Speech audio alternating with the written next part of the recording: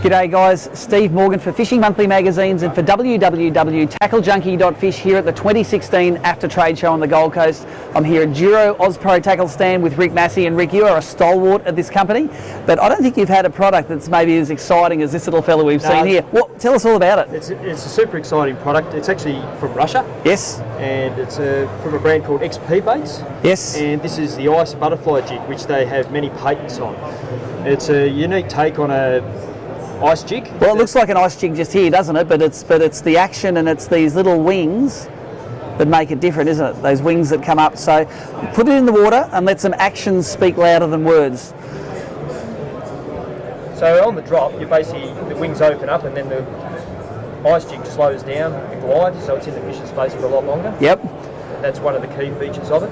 But that's not the only thing you can do with it, is some... No. So we can let it drop slowly on the glide, and that'll slow it down in the fish's face, but we can also hover it mid-water and we can give it just a little shake retrieve or a lift and drop. And that's a lot of flash for not much rod movement, is it? That's correct. I'm only lifting this maybe quarter of an inch to half an inch. You betcha.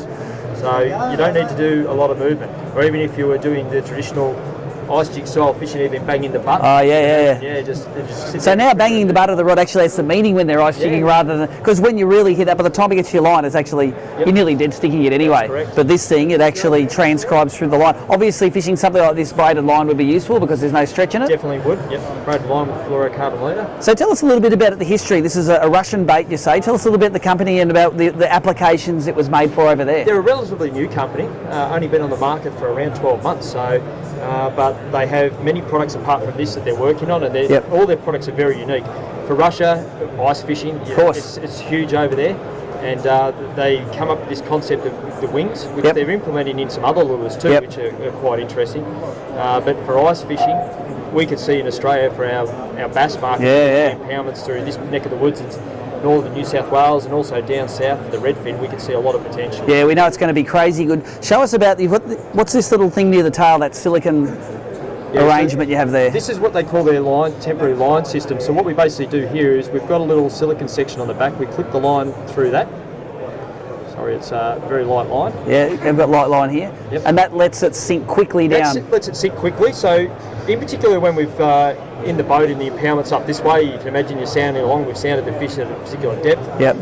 We can count this down after a bit of time so we know, but also when you're on top of the fish, your jig's generally going to glide slightly away. That's right. With this technique, it's going to drop straight down. Straight into it. Sink straight down. Yep. It sinks quite fast. The wings don't open up as much, so it's not as effective, so it quickens the glide down. Yep. Well, show us how fast it drops in.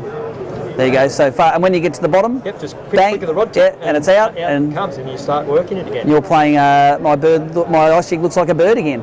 And also for down south with the redfin, when we're targeting them, it's usually around timber and on vertical timber structure, so you don't want it to glide away, exactly. Away, so we want to drop it down straight away and get it straight down to the fish. Tell us about in the field, how's this thing been working so far? In the field, in the short amount of time we've been testing it, it's been exceptional. Mainly down our way on the redfin, but we have had a chance to get it out on the bass. Yep. And a couple of our helmets down there that our Victorian fisheries have stocked in the last recent years.